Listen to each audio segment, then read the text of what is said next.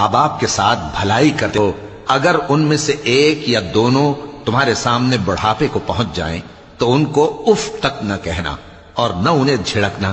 اور ان سے بات ادب کے ساتھ کرنا، اور عجز و نیاز سے ان کے آگے جھکے رہو اور ان کے حق میں دعا کرو کہ اے پروردگار، جیسا انہوں نے مجھے بچپن میں شفقت سے پرورش کیا ہے تو بھی ان کے حال پر رحمت فرما، جو کچھ تمہارے دلوں میں ہے تمہارا پروردگار اس سے بخوبی واقف ہے، اگر تم نیک ہوگے تو وہ رجوع لانے والوں کو بخش دینے والا ہے، اور رشتہ داروں اور محتاجوں اور مسافروں کو ان کا حق ادا کرو، اور فضول خرچی سے مال نہ اڑاؤ کہ فضول خرچی کرنے والے تو شیطان کے بھائی ہیں، اور شیطان اپنے پروردگار کی نعمتوں کا کفران کرنے والا یعنی ناشکرا ہے۔ اور اگر تم اپنے پروردگار کی رحمت یعنی فراخ دستی کے انتظار میں جس کی تمہیں امید ہو ان مستحقین کی طرف توجہ نہ کر سکو تو ان سے نرمی سے بات کہہ دیا کرو، اور اپنے ہاتھ کو نہ تو گردن سے بندھا ہوا یعنی بہت تنگ کر لو کہ کسی کو کچھ دو ہی نہیں، اور نہ بالکل کھول ہی دو کہ سبھی کچھ دے ڈالو، اور انجام یہ ہو کہ ملامت زدہ اور حسرت زدہ ہو کر بیٹھ جاؤ۔ بے شک تمہارا پروردگار جس کی روزی چاہتا ہے فراخ کر دیتا ہے، اور جس کی روزی چاہتا ہے تنگ کر دیتا ہے، وہ اپنے بندوں سے خبردار ہے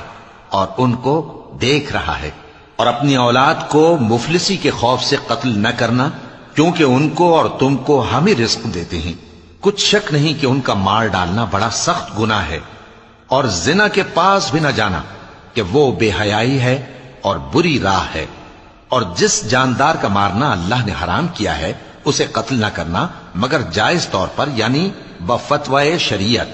اور جو شخص ظلم سے قتل کیا جائے ہم نے اس کے وارث کو اختیار دیا ہے کہ ظالم قاتل سے بدلہ لے، تو اس کو چاہیے کہ قتل کے قصاص میں زیادتی نہ کرے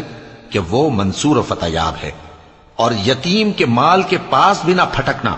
مگر ایسے طریق سے کہ بہت بہتر ہو، یہاں تک کہ وہ جوانی کو پہنچ جائے،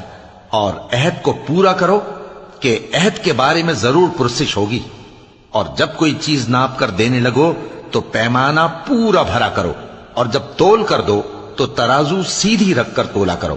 یہ بہت اچھی بات اور انجام کے لحاظ سے بھی بہت بہتر ہے۔ اور اے بندے،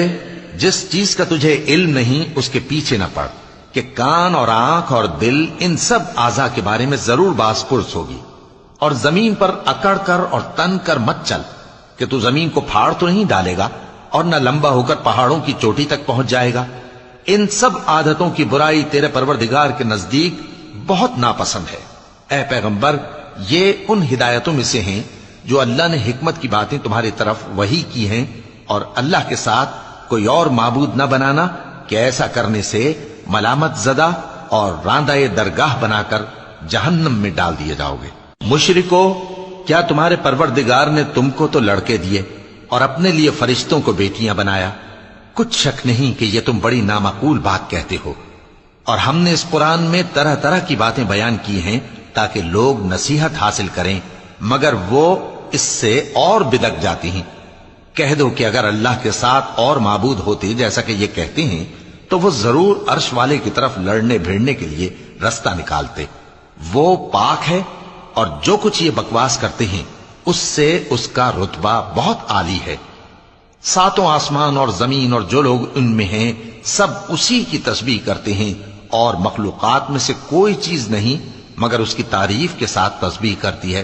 لیکن تم ان کی تسبیح کو نہیں سمجھتے۔ بے شک وہ بردبار ہے،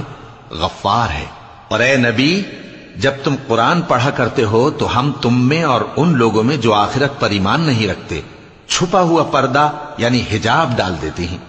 اور ان کے دلوں پر بھی پردے ڈال دیتے ہیں کہ اسے سمجھ نہ سکیں، اور ان کے کانوں میں ثقل پیدا کر دیتے ہیں۔